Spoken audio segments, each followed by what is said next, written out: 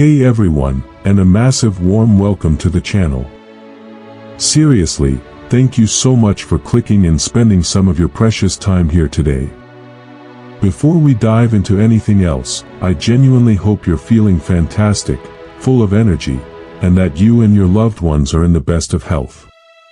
Sending all the good vibes your way. Now, get ready for something mind-blowing. Imagine a world without paper money, without books you can hold, without fireworks lighting up the sky on New Year's Eve, or without knowing which direction is north when you're totally lost. Sounds pretty primitive and chaotic, right?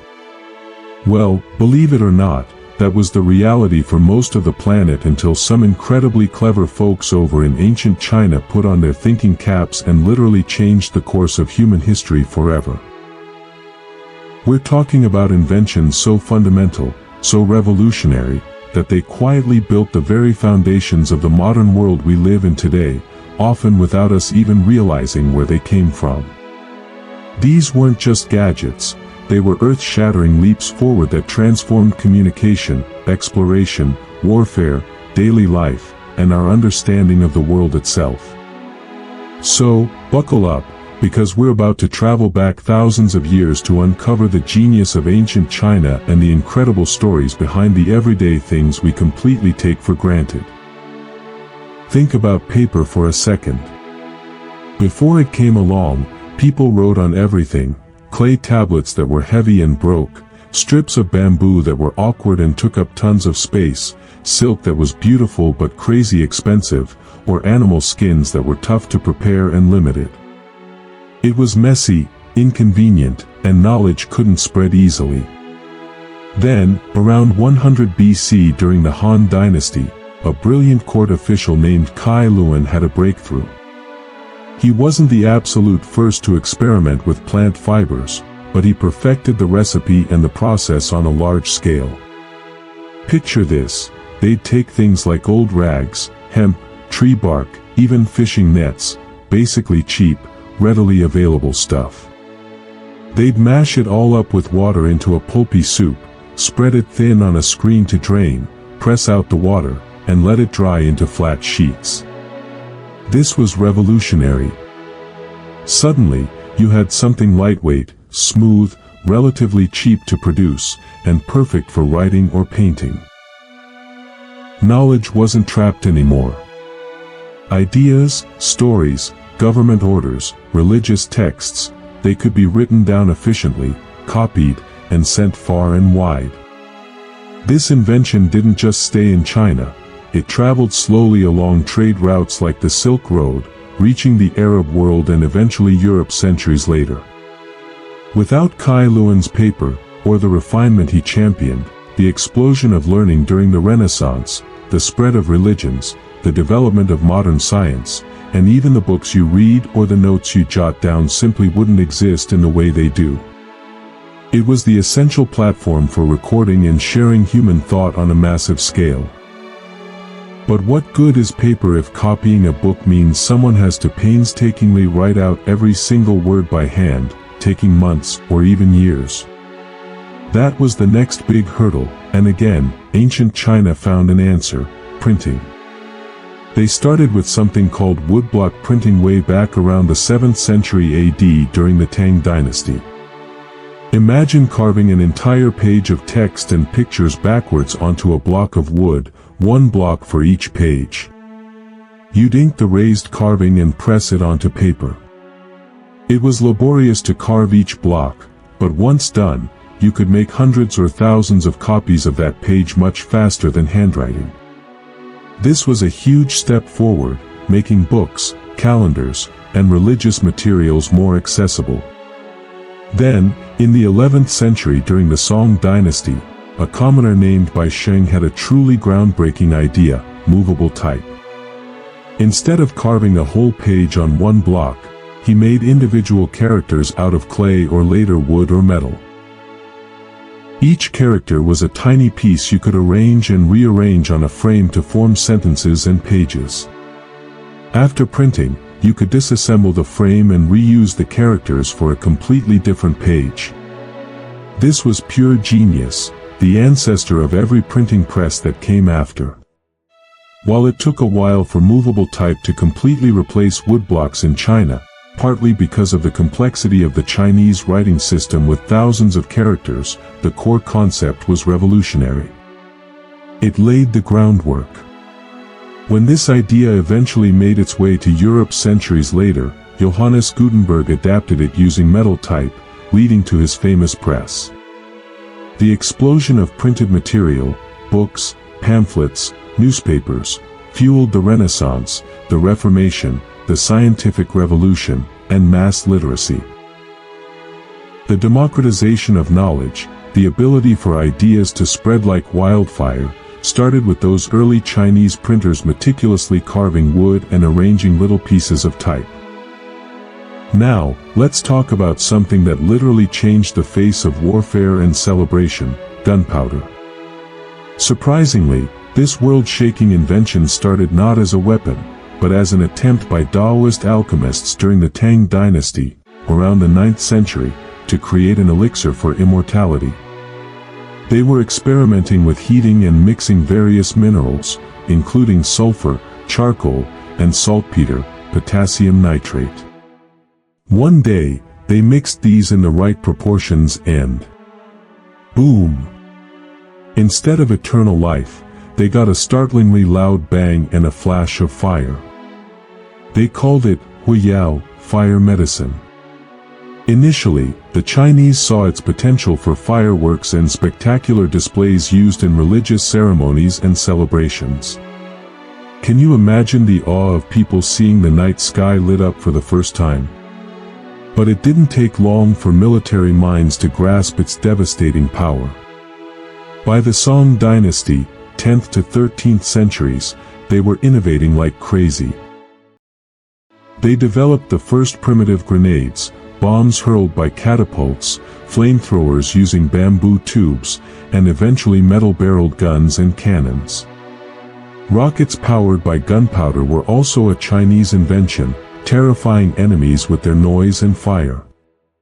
This technology fundamentally altered warfare forever, making castles vulnerable and shifting the balance of power.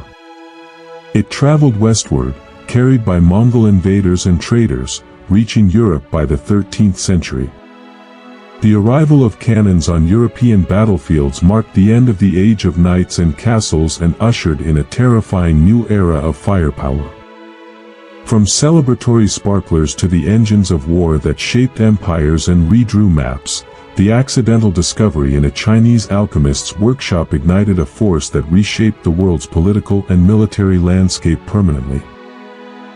Ever feel lost without your phone's map app pointing north? Thank the ancient Chinese for the fundamental tool that made global exploration possible: the compass. This one also has a fascinating origin story, deeply tied to Chinese philosophy and geomancy, feng shui. Long before it pointed north for sailors, during the Han Dynasty, around 200 BC, 200 AD, Chinese fortune-tellers and mystics were using a special spoon made of lodestone, a naturally magnetic iron ore, on a smooth bronze plate. The lodestone spoon would always align itself in a north-south direction. They weren't using it for navigation at this point. They believed it could harmonize energies and help divine the future or choose auspicious sites for buildings or graves. This early device was called a Sinan, or South Pointer. The big leap happened during the Song dynasty, 11th century. Someone had the brilliant idea to magnetize an iron needle by rubbing it against lodestone and then suspending it freely, sometimes floated on water in a bowl, sometimes balanced on a pin. This magnetized needle would reliably point north-south. This was the game-changer for navigation. Chinese sailors navigating the vast rivers, coastal waters, and eventually the open ocean realized this tool was indispensable, especially under cloudy skies when the stars or sun were hidden. They could now maintain their course with much greater confidence over long distances. This knowledge spread along trade routes, reaching the Arab world and Europe by the 12th or 13th century. Imagine European explorers like Christopher Columbus or Vasco da Gama without a compass. Crossing vast, unknown oceans would have been infinitely more perilous, if not impossible. The compass empowered the age of exploration, leading to the discovery of new continents, the establishment of global trade networks, and the connection of previously isolated worlds.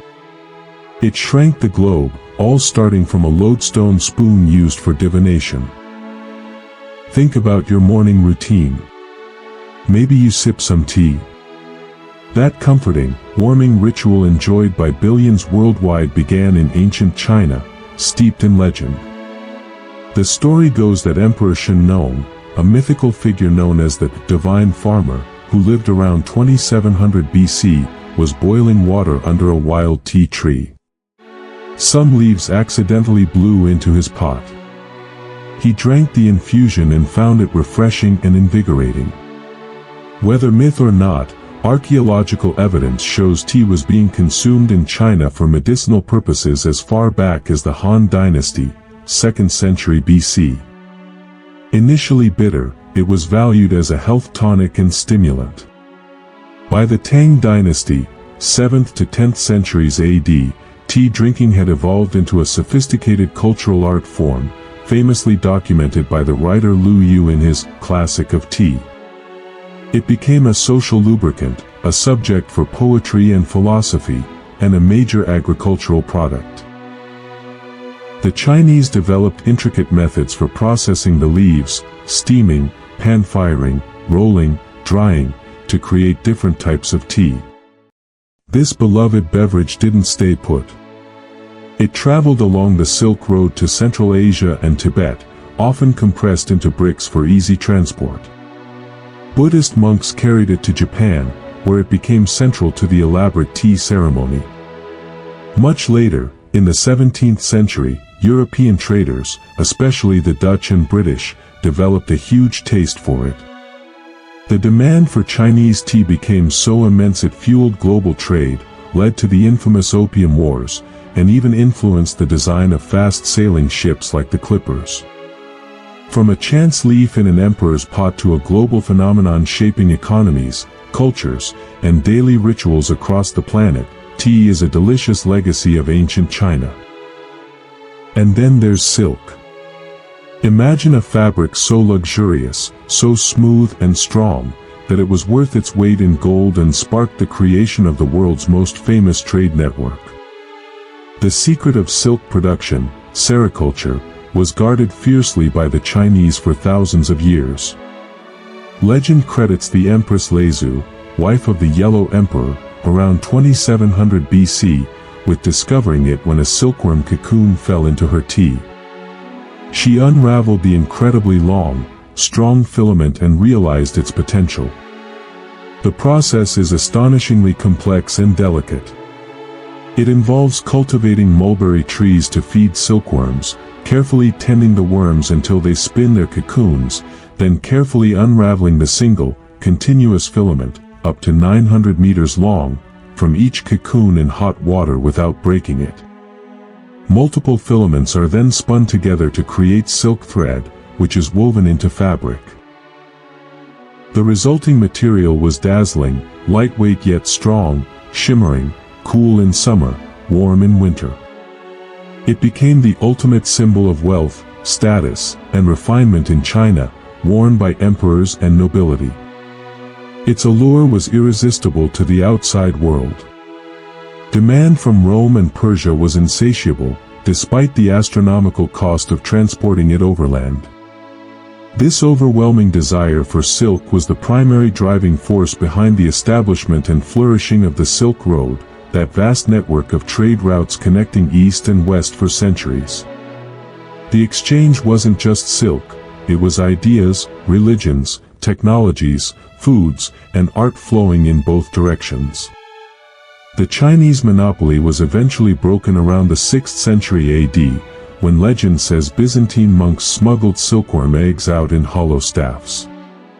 But the impact was already global. Silk connected continents, enriched empires, fostered cultural exchange, and remains synonymous with luxury and craftsmanship to this day, all thanks to a tiny caterpillar and ancient Chinese ingenuity. But how did people keep track of time before digital watches or even mechanical clocks? Ancient China made crucial contributions here too. As early as the Han Dynasty, they were using complex water clocks, known as clepsydras. These weren't just simple drips, they were sophisticated machines. Water would flow at a controlled rate from one container to another, and the rising water level would move a float connected to an indicator that pointed to the hour on a dial. Some even had elaborate gear systems and mechanisms to strike gongs or drums to announce the hours, especially important for astronomers and imperial officials managing the empire's schedule. However, the giant leap came during the Song dynasty with a Buddhist monk and engineer named Su Song. In 1088 AD, he constructed an astronomical clock tower in Kaifeng that was utterly mind-bending for its time. Standing over 30 feet tall, it was powered by a massive water wheel. But here's the revolutionary part. Su Song incorporated an escapement mechanism.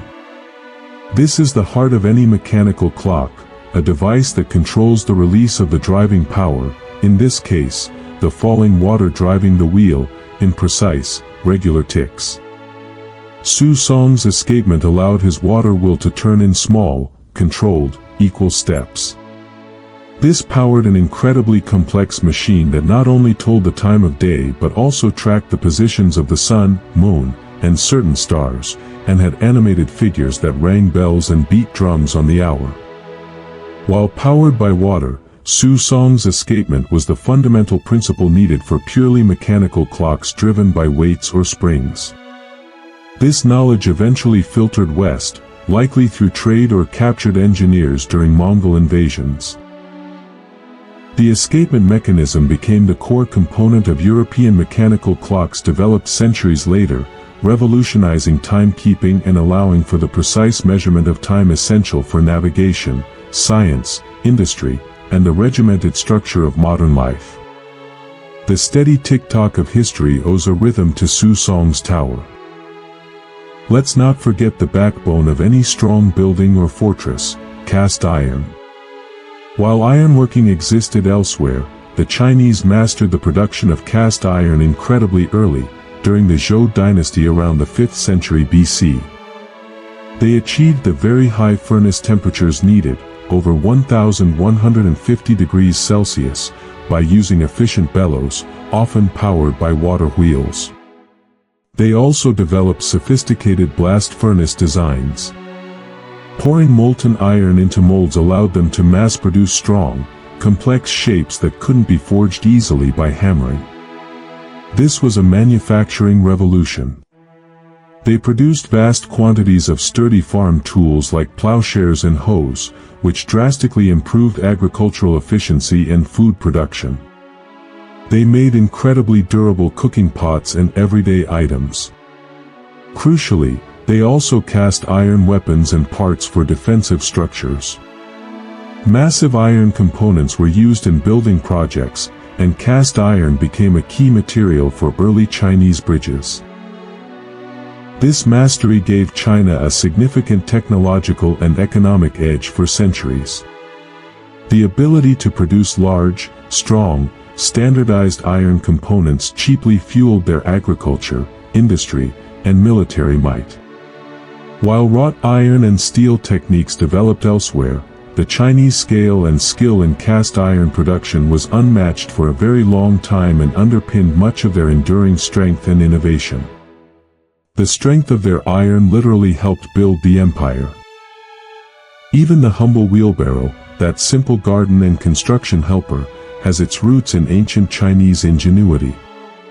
Appearing by at least the 1st century AD, during the Han Dynasty, and possibly earlier, it was known as the wooden ox or gliding horse.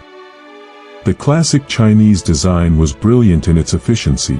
One large wheel positioned centrally under or near the load, with 2 long handles for the operator to lift and push. This design concentrated the weight onto the wheel, making it possible for one person to carry a load that would normally require two people with a carrying pole. It was a massive labor-saving device.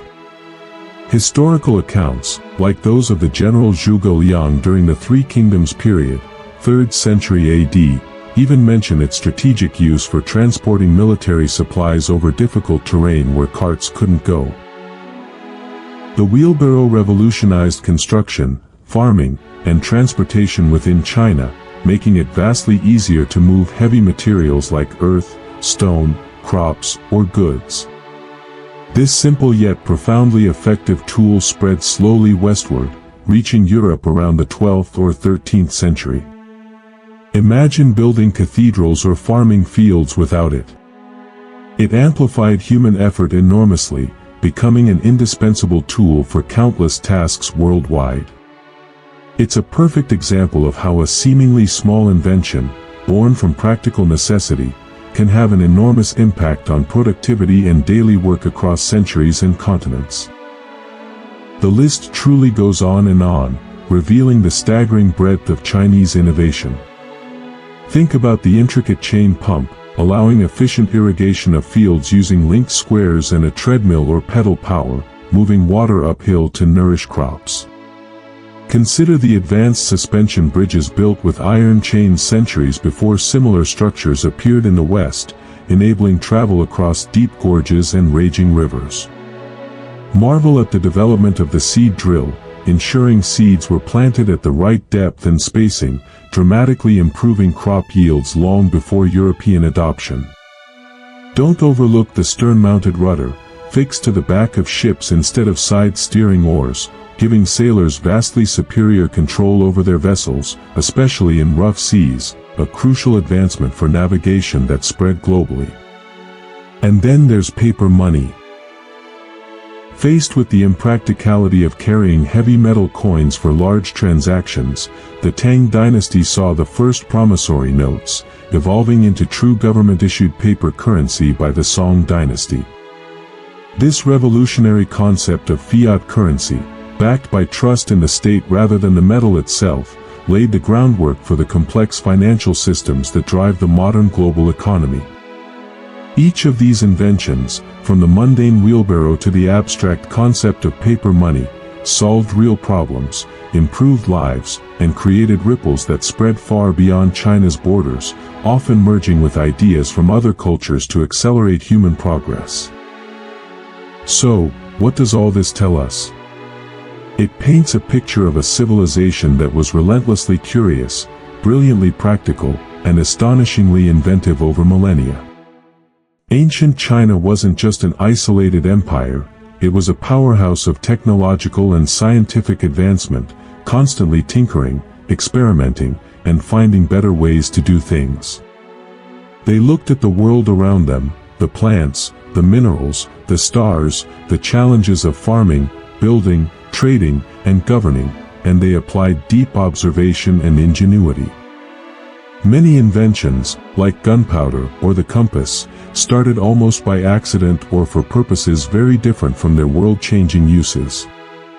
It underscores how interconnected our world history truly is. Ideas didn't stay put, they traveled along trade routes, were carried by travelers and soldiers, and were adapted and improved upon by different cultures. The paper that carries your thoughts, the printed book that shares knowledge, the compass that guided explorers to new worlds, the gunpowder that reshaped conflicts, the tea that warms your cup, the silk that adorns fabrics, the clock that structures your day, the iron that builds your world, and even the simple wheelbarrow that moves your garden soil. These fundamental pieces of our modern existence all bear the indelible mark of ancient Chinese creativity and problem-solving. It's a legacy woven into the very fabric of our daily lives, a constant, quiet reminder of how innovations born centuries ago in the workshops, fields, and palaces of ancient China continue to shape and define the world we live in right now. It's a story that deserves to be remembered and celebrated. Thanks for joining me on this journey back in time.